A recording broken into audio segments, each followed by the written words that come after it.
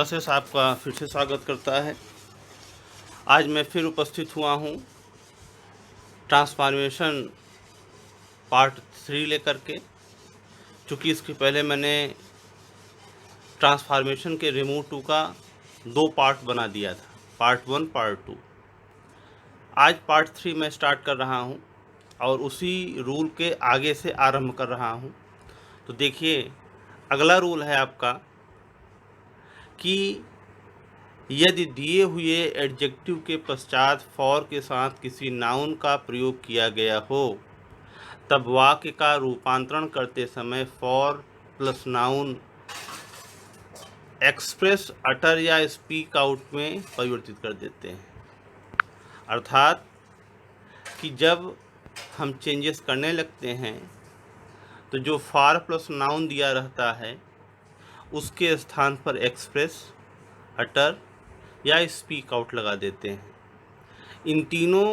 ये तीनों वर्ब्स हैं। इन तीनों का एक ही मतलब होता है, व्यक्त करना। एक्सप्रेस माने भी, अटर माने भी, स्पीक आउट माने भी।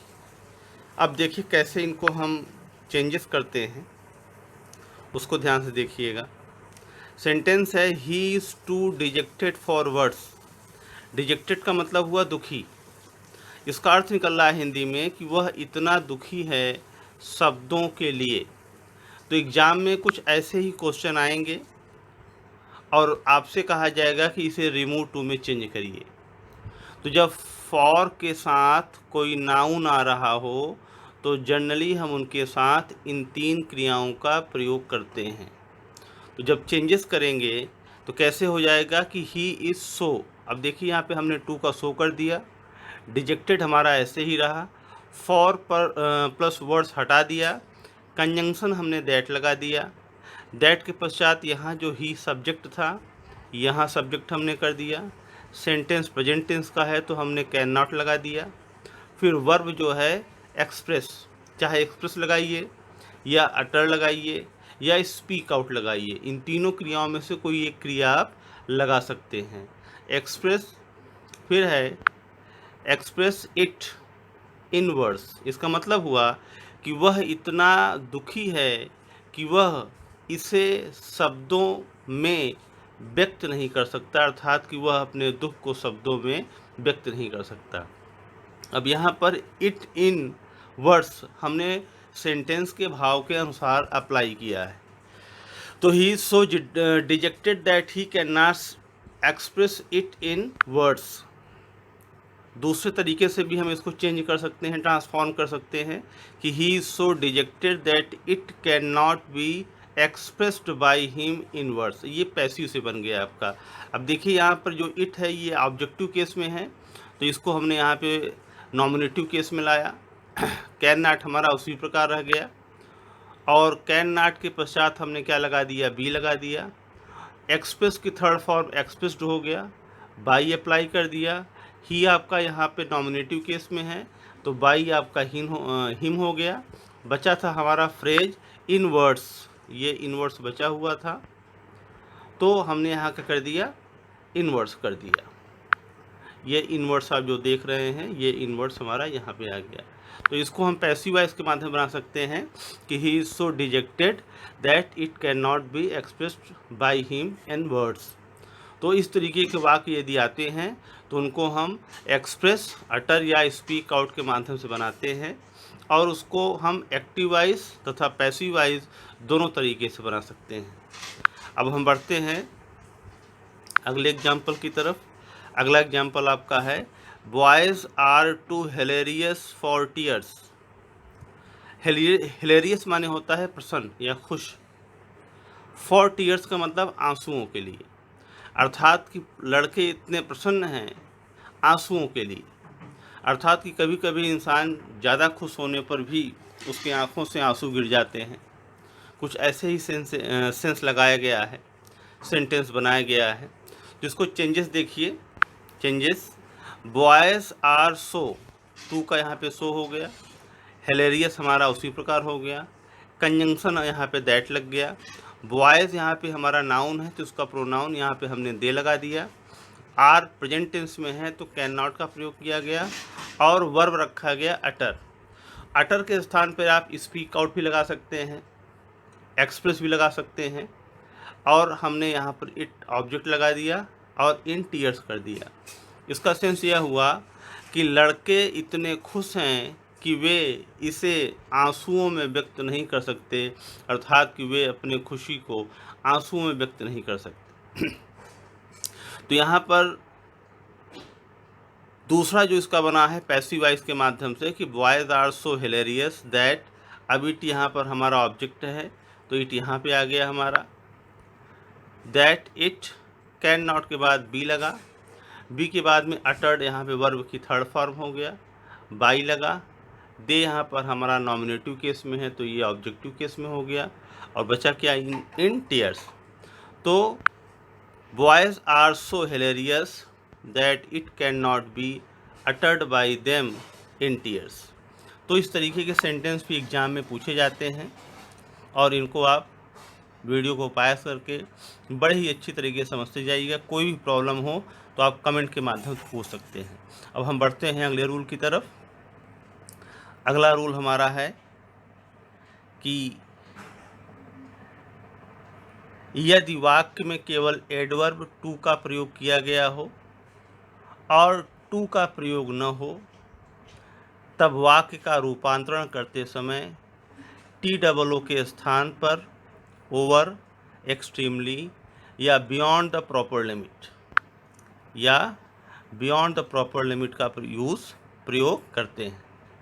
अब देखिए इस नियम में यह बता रहा है कि जैसे कि सेंटेंस में दिया है टी इज़ टू हॉट, यहाँ पे देखिए केवल टू दिया हुआ है और ये टू आपका नहीं दिया हुआ है, तो उसके लिए नियम बना है कि अगर केवल एडवर्ब टू आ रहा हो और TO का प्रयोग न हो तो उसके स्थान पे हम ओवर, एक्सट्रीमली या बियॉन्ड द प्रॉपर लिमिट का प्रयोग करते हैं। अब देखिए ऐसे वाक्य 3 तरीके से बनाया गया है। पेपर में ऐसे क्वेश्चन आ जाएगा टी इज़ टू हॉट, अब कहा जाएगा कि रिमूव टू में आप इसे बदलिए। तो कैसे बदलना है आपको, पहला हो गया टी इज़ ओवर हॉट, यानी कि टू के स्थान पे हमने ओवर लगा दिया। दूसरे तरीके से बना सकते हैं आप T is extremely hot, extremely भी लगा सकते हैं। T is hot beyond the proper limit, ये तीसरे तरीके बना सकते हैं। यानी कि आप तीनों में से किसी एक तरीके से इसका ट्रांसफॉर्मेशन कर सकते हैं। करना एक ही है एग्ज़ाम में, लेकिन जानते रहिए कि किस तरीके से होगा। अब कुछ अगला देख लीजिए, जैसे room was too chilled, chilled माने हुआ ठंडा, कमरा बहुत ही ठंडा था। एग्ज़ाम में क्वेश्चन ऐसे आएगा और कहा जाएगा कि आप रिमूव टू में चेंज करिए, तो आपको यही अप्लाई करना है। क्योंकि इसमें एक टू दिया है, दूसरा टू नहीं दिया है। इसके पहले जितना भी आप पढ़ते थे सब में TOO के साथ एडजेक्टिव, एडजेक्टिव के पश्चात TO दिया रहता था। तो आपको चेंज उसी प्रकार करना है कि room was over chilled too के स्थान पर, या रूम वाज एक्सट्रीमली चिल्ड, या room was chilled beyond the proper limit. क्योंकि ओवर, एक्सट्रीमली और बियॉन्ड द प्रॉपर लिमिट, इन तीनों का मतलब होता है ज़रूरत से ज़्यादा, सीमा से ज़्यादा। वही अर्थ TOO भी व्यक्त करता है।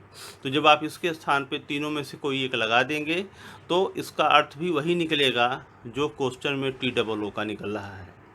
तो अब देखिए अगला, आइस इज़ टू कोल्ड, कि बर्फ़ बहुत ही ठंडा है।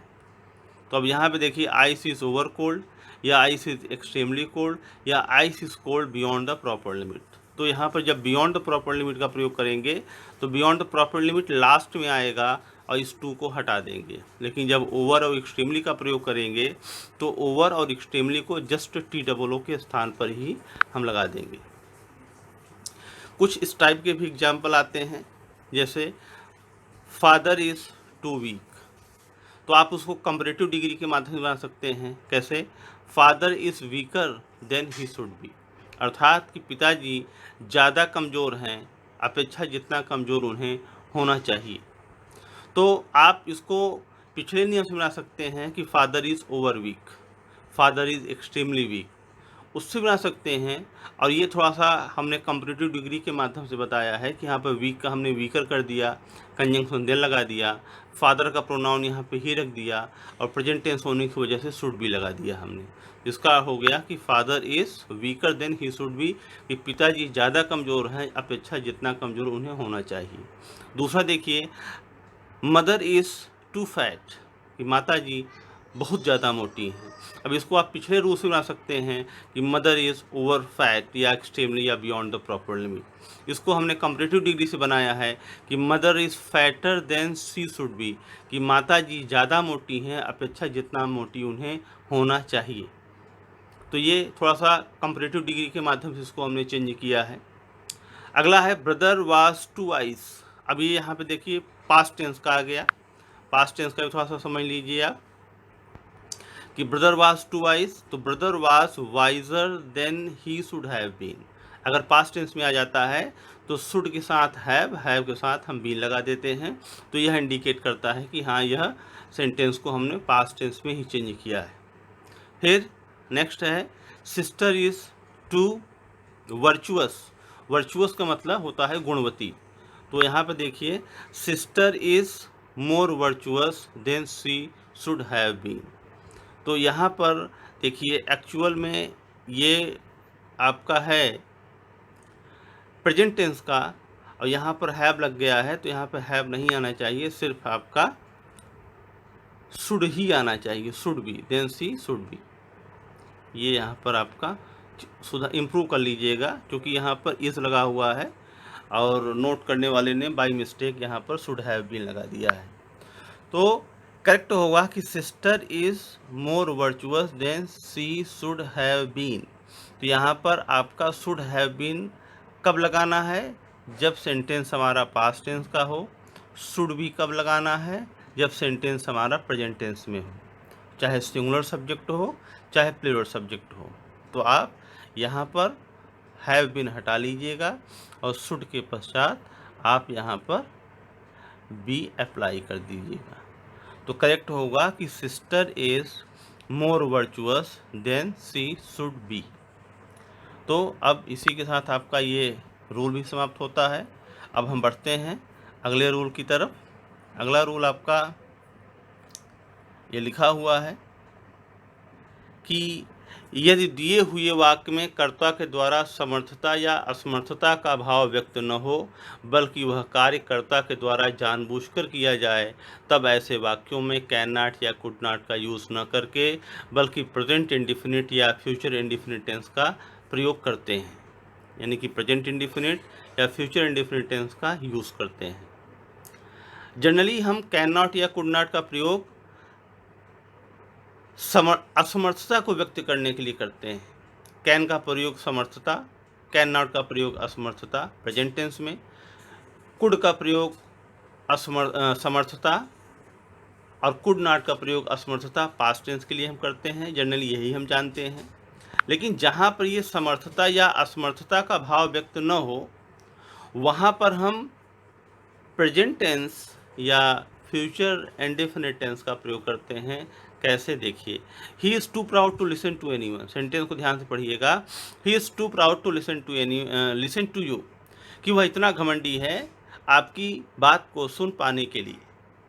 अर्थात कि घमंड के वजह से यहाँ पर वह आपकी बात को नहीं सुनता है, एक्चुअल में वह सुन सकता है या सुनता है, उसके दोनों कान सही हैं। तो अगर हम यहाँ पे कैन नॉट लगा देंगे तो कैन नॉट यह बताएगा कि वह कान से डिस्टर्ब है, वह कान से सुन ही पाए, वो बहरा है। इस वजह से यहाँ पर कैन नॉट का प्रयोग अनुचित होगा, गलत होगा। तो जहाँ पर कोई कार्यकर्ता के द्वारा जानबूझकर किया, यानी कि वह जानबूझकर घमंड की वजह से आपकी बात को नहीं सुनता है, तो ऐसी स्थिति में हम कैन नॉट या कुड नॉट न लगा के बल्कि प्रेजेंट इंडिफिनिट या फ्यूचर इंडिफिनिट टेंस का प्रयोग करते हैं। तो चेंजेस कैसे हुआ? He is so proud to का सो हो गया, दैट ही यहाँ पर सब्जेक्ट है तो ही सब्जेक्ट हो गया। डस नॉट लगाया हमने, कैन नॉट भी लगा सकते हैं, क्योंकि कैन नॉट लगाएंगे तो यहाँ पर उसकी असमर्थता साबित होगी और असमर्थता में यह सेंस जाएगा कि वह दोनों कान से बह रहा है, आप कितना भी बोलते हो आपकी बात को नहीं समझता। लेकिन डस नॉट यह बताता है कि वह घमंड के आपकी बात को नहीं सुनता। कहते हैं ना कि आप वहाँ जाएंगे वो आपकी सुनेंगे नहीं, अर्थात कि खूब सुन सकते हैं लेकिन किसी न किसी वजह से आपकी बात को अवॉइड करते हैं या नेगलेक्ट करते हैं। तो इस कंडीशन में आपका हुआ कि he is so proud that he does not listen to you.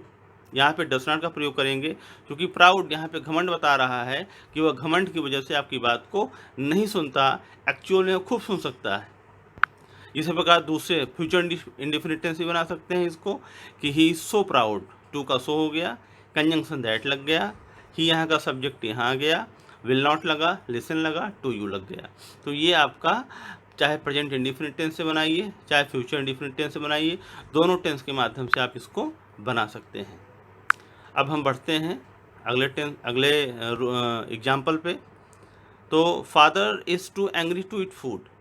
अब यहाँ पे देखिए too angry to eat food, अगर मैं लगा दूँ कि can not, father is so angry that he can not eat food, अर्थात कि वह पेट से डिस्टर्ब है, लेकिन यहाँ पर खा सकते हैं लेकिन क्रोध की वजह से खाना वो नहीं खाते हैं।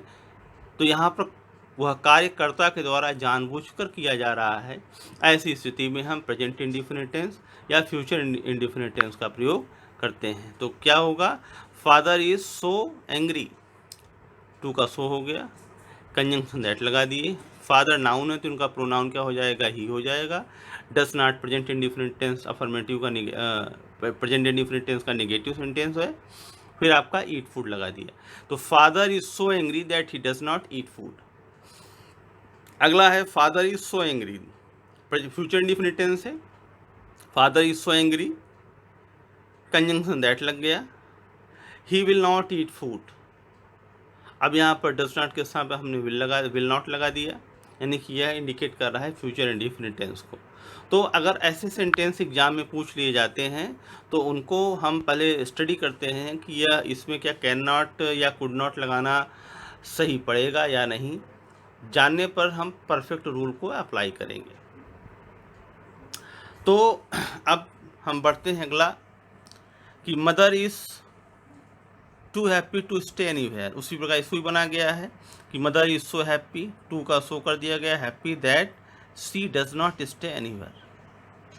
Mother is so happy that she will not stay anywhere. ये भी एग्जाम्पल आपके पिछले एग्जाम्पल की ही तरह है। इसको भी हमने प्रेजेंट इंडिफिनिट टेंस और फ्यूचर इंडिफिनिट टेंस के माध्यम से बनाया है। तो अब आपका यहाँ पर ये रूल समाप्त हुआ और हम बढ़ते हैं अगले रूल की तरफ। अगला आपका ये सब भी रूल उसी प्रकार हैं, लेकिन अब हम आपको बताते हैं इंसर्ट टू के बारे में। रिमूव टू यहाँ पर समाप्त होता है और यहाँ से हम उसी का दूसरा टॉपिक पढ़ा रहे हैं, इंसर्ट टू। इंसर्ट टू यहाँ पर हम इंसर्ट टू में जो भी टॉपिक है इसको हम इसी वीडियो में बता दे रहे हैं। इसमें थोड़े बहुत रूल्स हैं, क्योंकि सारे रूल्स इसमें जो हैं वो रिमूव टू के ही अप्लाई होंगे, जस्ट उल्टा होगा इसका। रूल समझते जाइएगा। इसके अंतर्गत सो के दिए होने पर टू तथा conjunction that, subject can not या कुड नॉट के स्थान पर टू का प्रयोग करते हैं। जस्ट इसका दूसरा पार्ट है ये। जैसे कि हम टू के स्थान पे सो करते थे, टी डबल ओ के स्थान पे सो करते थे, तथा टू के स्थान पर conjunction that, subject can not या कुड नॉट अप्लाई करते थे। उसी प्रकार हम इसमें भी जस्ट उल्टा करेंगे, यानी कि जो प्रश्न था वो उत्तर बन जाएगा, जो उत्तर था वो प्रश्न बन जाएगा। दूसरा रूल है, यदि वाक्य निषेधात्मक हो तो उसे सकारात्मक में, तथा यदि वाक्य सकारात्मक हो तो उसे निषेधात्मक में कर देते हैं। तीसरा है, वाक्य का रूपांतरण करते समय आवश्यकता अनुसार वन या नन को हटा देते हैं। वाक्य का रूपांतरण करते समय आवश्यकता अनुसार वन या नन को हटा देते हैं। तो ये बहुत ही आसान है इंसर्ट टू आपका। देखिए, जैसे आपको समझ में आता जाएगा, he is so fat that he can not sit on a chair. तो अब देखिए, he is too fat to sit on a chair, यहाँ पे क्या कर दिया हमने, सो के स्थान पे टू लगा दिया, और that he can not seat, that he can not के स्थान पे हमने टू लगा दिया। जस्ट उल्टा एग्जाम में ऐसे आएगा क्वेश्चन, एग्जाम में आपका ऐसे ही क्वेश्चन आएगा और पूछा जाएगा कि ही is so fat that he can not sit on a chair. इसको आप इंसर्ट टू करिए।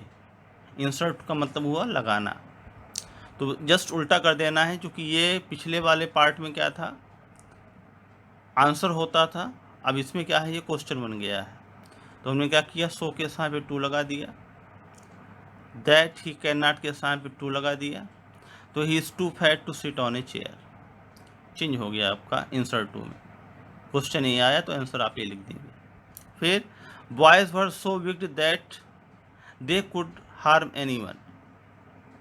अब यहाँ पे देखिए बॉयज़ वर, सो का टू हो गया, विक्ड हो गया। अब यहाँ पे देखिए कुड के साथ नॉट नहीं लगा है, तो नॉट टू हार्म एनीवन, बस यही हमें ध्यान रखना होगा कि कुड के साथ नॉट ना हो तो नॉट लगा देंगे, कुड या कैन के साथ नॉट लगा हुआ हो तो हटा देंगे। तो यहाँ पे देखिए कुड के साथ नॉट नहीं लगा हुआ है, तो हमने नॉट अप्लाई कर दिया है। तो बॉयज़ वर, सो का टू हो गया, विक्ड हो गया, दैट दे कुड के सामने नॉट टू कर दी, हार्म एनीवन। ये हमारा चेंजेस बन गया। अब देखिए अगला है, the device is so heavy that one can not carry it ahead. अब यहाँ पे देखिए एग्जाम में क्वेश्चन ऐसे आएगा, so heavy that one can not carry. अब कहेगा कि इसको आप इंसर्ट टू में चेंज करिए। इंसर्ट का मतलब लगाना। तो अब देखिए द डिवाइस इज सो का हमने टू कर दिया, हैवी एडजेक्टिव लिख दिया, दैट वन कैन नॉट के स्थान पे हमने क्या कर दिया, टू। क्योंकि यहाँ पर क्या है, डिवाइस का प्रॉपर सब्जेक्ट नहीं है। जब प्रॉपर सब्जेक्ट ना हो तो हम क्या करते हैं, वन या नन का प्रयोग करते हैं। तो यहाँ पर वन या नन का प्रयोग, वन का प्रयोग किया गया है, तो चेंज करते समय हम वन कैन नॉट पूरा हट जाएगा, टू लग जाएगा, फिर carry it ahead, carry it ahead यहाँ पे हमारा ये आ गया। तो एग्जाम में ये आएगा, आपको ये कर देना है, ये इंसर्ट टू हुए, यानी कि टू को लगा देना, दोनों जगह हमने टू लगा दिया। तो the device is too heavy to carry it ahead. तो इस मतलब कि आपका रिमूव टू का जस्ट उल्टा है। रिमूव टू में जो क्वेश्चन होता था इसमें आंसर है, जो उसमें आंसर होता था वो इसमें क्वेश्चन है। आशा है आपको समझ में आ गया होगा। कुछ और एग्जाम्पल देख लेते हैं तो शायद और आपको समझ में आ जाएगा। जैसे कि देखिए इसमें, the food was so stale that none could have it. Stale का मतलब बासी बताया था। द फूड वाज, यहाँ पे देखिए सो का टू हो गया, स्टेल हो गया, दैट नन कुड के सामने टू हो गया, हैव इट हमने एज इट इज लिख दिया। क्योंकि इसमें भी प्रॉपर सब्जेक्ट नहीं है, तो प्रॉपर सब्जेक्ट न होने के स्थान के लिए हमने यहाँ पे टू लगा दिया। नन में ऑलरेडी नॉट लगा है, तो अर्थात कि इसमें नॉट है, तो हमने टू के साथ नॉट का प्रयोग नहीं किया। अब अगला है, the log is so light that one can lead it ahead.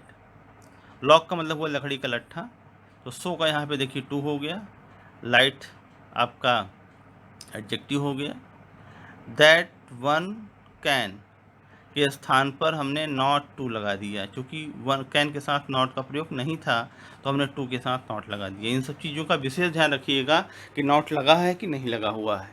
Not नहीं है तो लगा देंगे, लगा है तो नहीं लगाएंगे। तो यहाँ पे हो गया, the lock is too light not to lead it ahead. अब आगे है, he was so lazy that he could not be improved.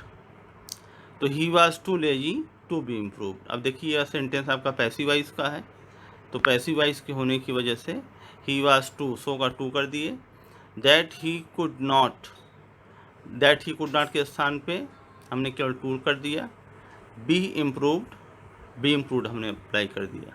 तो he was too lazy to be improved. उसी प्रकार कुछ एग्जाम्पल ये भी हैं आपके, जल्दी से इनको भी देख लीजिए। The tree is so rugged that he can not climb upon it.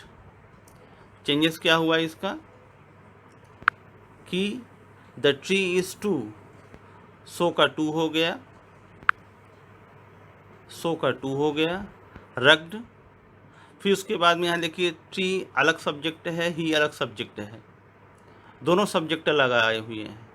तो यानी कि इस सब्जेक्ट को हमें फॉर के साथ अप्लाई करना है, for him to climb upon it, कि वृक्ष इतना भद्दा था, खुरदुरा था, उसके लिए, इस पर चढ़ पाने के लिए। तो यहाँ पर इस ही को हम फॉर के साथ, हिम के साथ बना देंगे, क्योंकि इसका रूल हमने रिमूव टू में बताया हुआ था कि अगर कोई भी सब्जेक्ट आ रहा हो फॉर के साथ, कोई ऑब्जेक्टिव केस हो, तो वह बदल करके सब्जेक्टिव केस में हो जाता है। तो यहाँ पे देखिए ही अलग सब्जेक्ट है, ट्री यहाँ पे अलग सब्जेक्ट है, तो इस सब्जेक्ट को हमें फॉर के साथ ही लिखना होगा, क्योंकि ऑलरेडी यहाँ पे सब्जेक्ट ट्री अलग है।